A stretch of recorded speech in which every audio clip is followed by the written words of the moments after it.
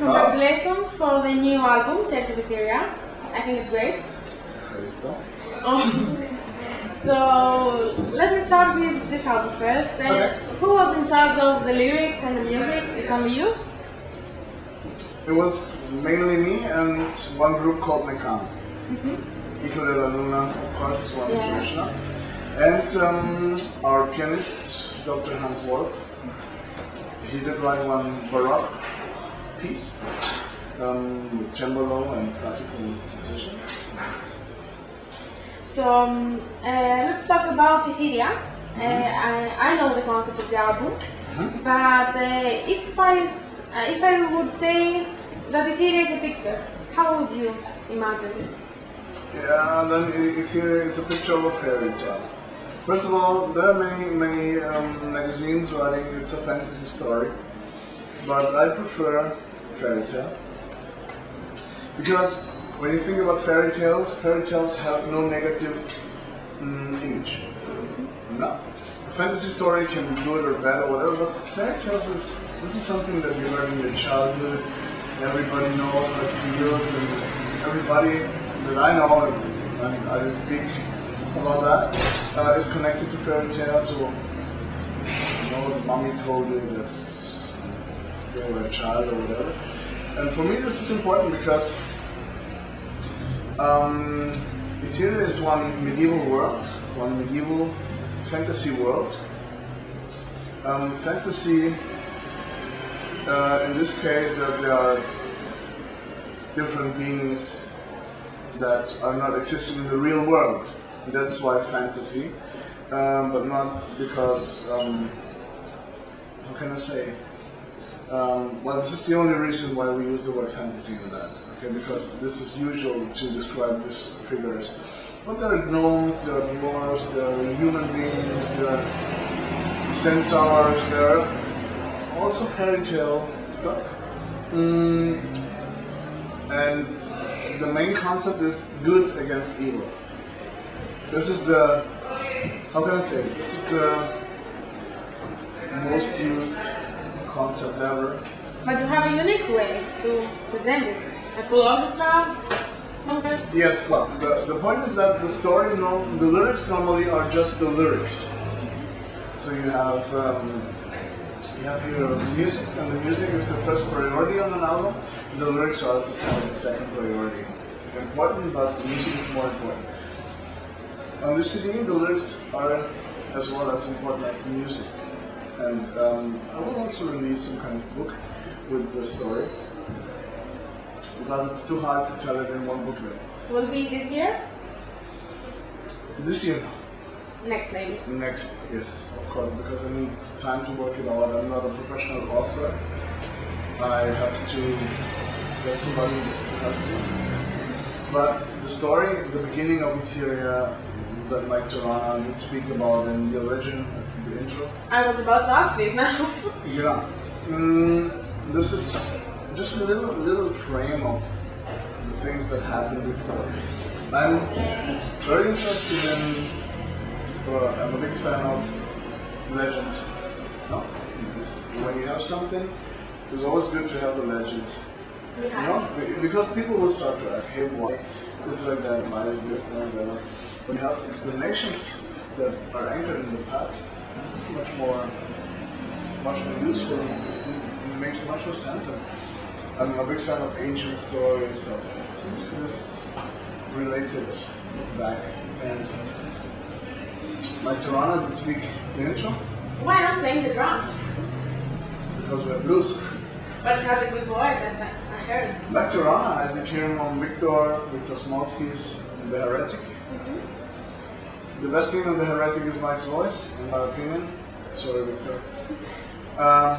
And I decided to take it immediately. At this moment, I heard his voice the first time on this album. I thought that if I should meet ever one guy who was telling one story, I would choose Mike Tirana. So we thought about one intro, but I'm not a fan of intros that are just you know, some kind of mixture of sound effects and a bit whatever, you know.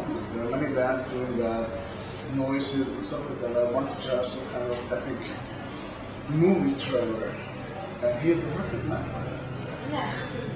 So the album is from Haggard Records. Are you satisfied so far? Are you satisfied so far? With Haggard Records? Yeah. Yes. I'm satisfied. That's good. So you're here on tour with Dance with Media. How shows are going till now? Perfect. The people are very enthusiastic. Especially in Eastern Europe, we had a lot of visitors. No, we had about the whole tour through, but in Romania there were nearly 1,000. Bucharest there were 800, something, very high amounts. That has the reason because we did never play in the country. We also did not play in Greece. That's why to be here is much more pleasure.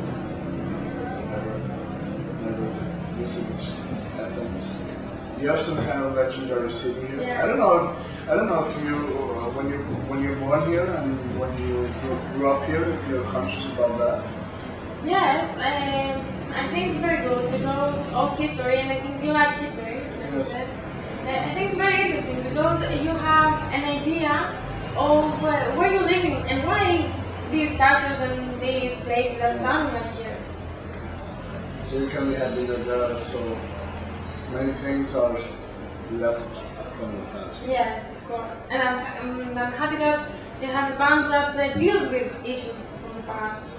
So how would you combine death metal with medieval music and metal and all the sorts? Why this combination? Why? Yes? Because I